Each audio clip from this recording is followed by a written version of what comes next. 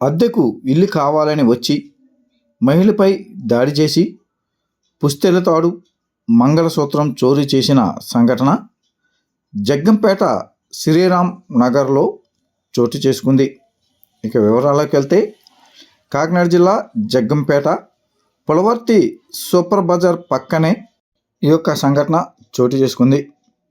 జగ్గంపేట శ్రీరామ్ నగర్లో పులవర్తి సూపర్ బజార్ పక్కన ఒక ఇంటిలో ఇల్లు అద్దెకి కావాలని వచ్చిన ఇద్దరు వ్యక్తులు ఇల్లు చూపించమంటూ ఇంటిలోకి వచ్చి ఇంటిని చూపిస్తున్న మహిళపై మత్తుమందు స్ప్రే చేసి ఆమెపై దాడి చేసి కత్తితో బెదిరించి మెడలో ఉన్న సుమారు 3 కాసుల విలువ చేసే పుస్తెల తాడు, నల్లపూసలు చోరీ చేశారు.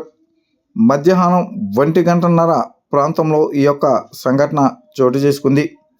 జగ్గంపేట ఎస్ఐ రఘునాథరావు సంఘటనా స్థలానికి చేరుకొని అక్కడ పరిస్థితులను పరిశీలించినట్లు స్థానికులు తెలియజేశారు. చోరీకి పాల్పడ్డ వ్యక్తులు యొక్క సీసీ ఫోటోలు మరియు వీడియో ఫుటేజీలు వైరల్ అవుతున్నాయి.